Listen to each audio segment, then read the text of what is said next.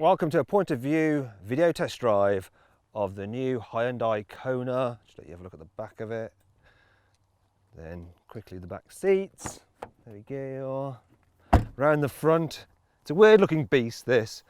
Bizarrely, it was actually designed by the same chap that designed the Lamborghini Murcielago, which is a great looking car, though I'm not keen on the look of this thing. I think he may have lost his way somewhat. Right, let's go for a drive. Bizarrely, inside it's very plain, isn't it, compared to the slightly weird exterior. On the top two specification cars, you can get it with different trim colours here on the dash, but for most of the ones that people will buy, it's just boring black, hard, brittle, scratchy, nasty plastics. The infotainment system, it's all right because you've got physical shortcut buttons, though it does look a bit rubbish. Navigating it is pretty easy though, and it all works quite seamlessly. Plus, in all but the entry-level car, you get this side screen, and it has Apple CarPlay and Android Auto as standard, so you basically just run that rather than Hyundai systems, and that is all just fine.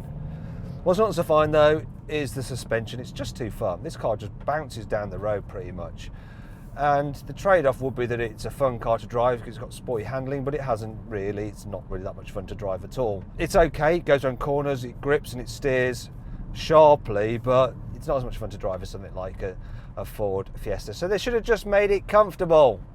You know, it's a tall car, you get a decent view out, the blind spots aren't too bad, decent view out the back as well, as you can probably see. The engine in this is the 1 litre turbo petrol. It's a 3-cylinder, so it's pretty noisy. I'm just gonna have to wait for this guy. Come on, this guy. Yeah, like I say, it's, if I rev it, can you hear it? It's really noisy. That chap, I think I'm running him over, I'll slow down. And yeah, it's not that smooth, but it gives okay performance. So 0 to 60 in just over 10 seconds.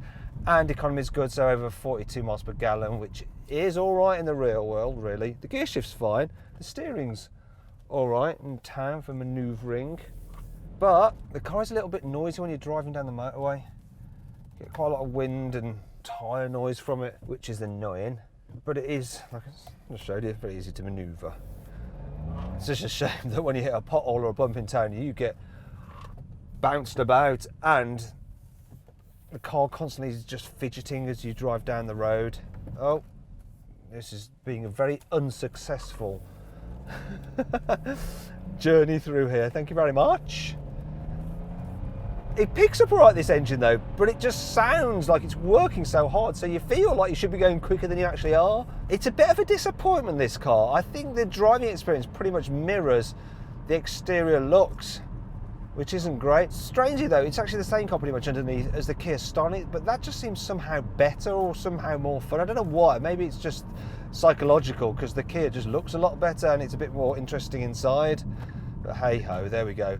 So prices aren't too expensive though for this car. It starts from £16,500. But if you go through carwow, you can save £1,500 on this car. So if you click on the pop-out banner in the top right-hand corner of the screen or on the link below the video, you can go to carwow to see how much you can save on this car. Hope you enjoyed the video.